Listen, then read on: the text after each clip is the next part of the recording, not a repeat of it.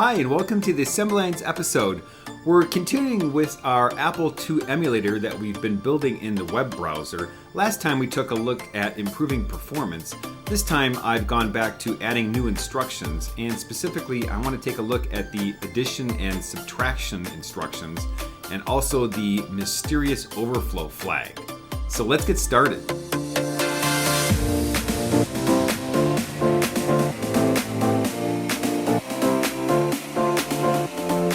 If you'll recall, in previous videos we've been building an Apple II emulator. I've slowly been adding instructions as well as trying to improve the performance. My eventual goal is to be able to use the Apple II ROMs and get this thing to boot up just like a real Apple II. However, to do that, I have a lot of instructions that I still need to implement. If we look at my code, you can recall that we were just adding more instructions to this file, and each instruction just had the three-letter mnemonic, what type of addressing mode it supported, and then the actual instruction P code value itself, the number of bytes that instruction actually took, and then finally the code. So I just decided last time that I would just start adding instructions to this. I pulled out my assembly lines book and then just turned to the first instruction alphabetically, which was add with carry. And then I very quickly ran into a problem. Previously, with the other instructions that I implemented, I only needed to worry about two of the status flags, the negative flag and the zero flag. And these are pretty easy to understand. The negative flag is set if the high bit is turned on in the number. So in other words, it's greater than 127. And the 0 bit is obviously set if the value equals 0. However, with add with carry and subtract with carry, I now needed to worry about the carry flag as well as the mysterious overflow flag. I didn't really know much about how overflow actually worked. However, I found a great website by Ken Sharif, which explained exactly what the 6502 was doing for both add with carry, subtract with carry, and the overflow flag. I'd strongly encourage you to go read this, and I'll put the link in the show notes. Let's start with the carry flag since that's the simplest to understand. Basically, for the carry flag, you simply look at the unsigned values for the numbers. So this is treating the 8-bit numbers as 0 through 255. And then once you do an addition, you just see, did the value exceed 255? And if it did, then you need to set that carry bit.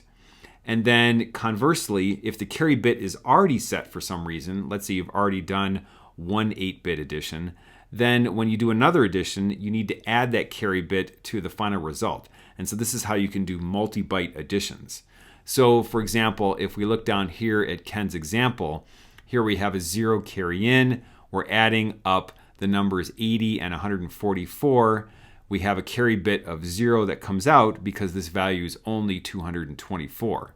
If the final result had been larger than 255, we would have just taken that result mod 256. In other words, we would subtract 256 from the result, and then we would set this carry bit for the next addition.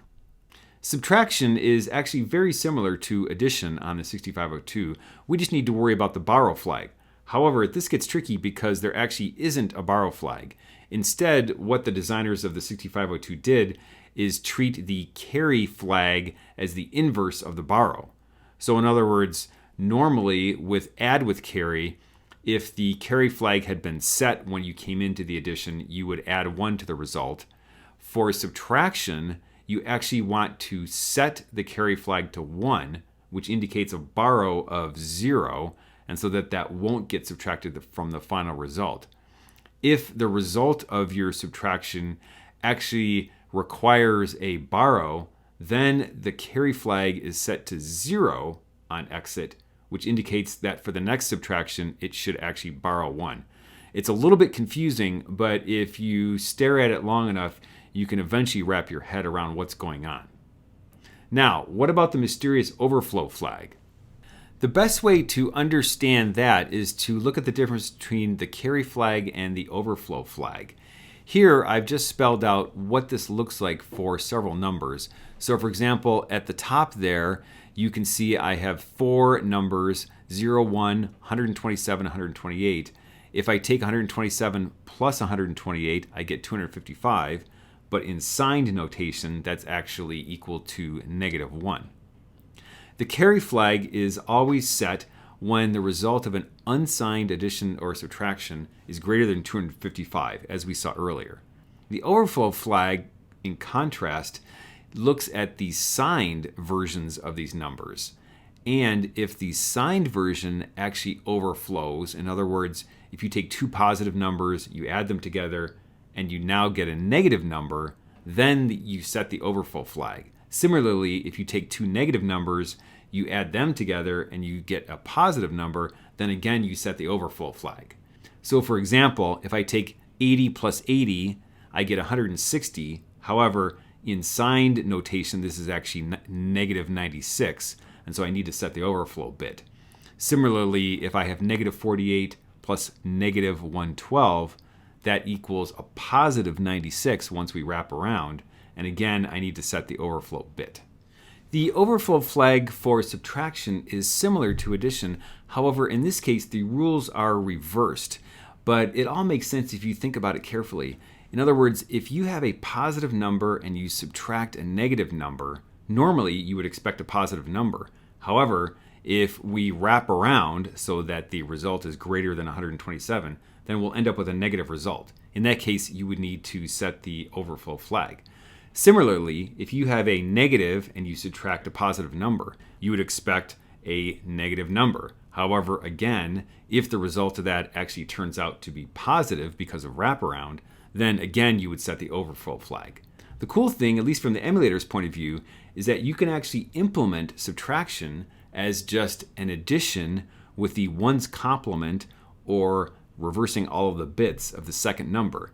So you can see in my example, I just take the first value plus 255 minus the second value. So I can just use my addition code for subtraction and everything just works out. So if we go back to my actual emulator code now, you can see here is my add with carry instruction. And I've just made a simple function to do this because I also want to be able to call it from subtraction. If we scroll up to add with carry, here's my two numbers coming in. I need to make sure if the carry bit is set, then I'm going to actually add another 1 to the result. I'm going to set the carry flag if the result of my value is greater than or equal to 256. Then I need to take the mod 256 to actually get a number that's back in the 0 to 255 range. And then finally, now I need to check if I should set my overflow flag. So you can see here, I'm checking if both of my values were positive or both were negative, and then if the sign changed, so it's now the opposite of what we expected, then we go ahead and set the overflow flag. And now if we look down at my subtract code down here, here's subtract with carry, you can see I'm just using my add function, but I'm calling it with 255 minus the value. Now to test this, what I did is I actually took all of Ken's examples from these tables. So he has examples for both addition and subtraction. And I just use those as my test cases. So you can see here's all the test cases here. One more note, you can see that every time I'm testing addition, I first need to clear the carry flag. Similarly, every time I'm testing subtraction, I need to actually set the carry flag, which clears the fake borrow flag. I haven't actually started using these instructions yet. If you recall, my sample program just put a bunch of letters into the text page, and I don't even need to do addition and subtraction. But these are just two more instructions that I needed to do on my way to building the Apple II emulator. All right, I hope you enjoyed that description of the addition and subtraction instructions on the 6502 processor, as well as the overflow flag.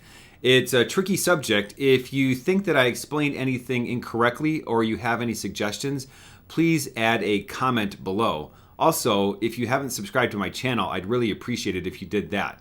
Finally, I have a Patreon if you'd like to support me that way, and I have a link in the show notes for that as well. Once again, thanks for watching.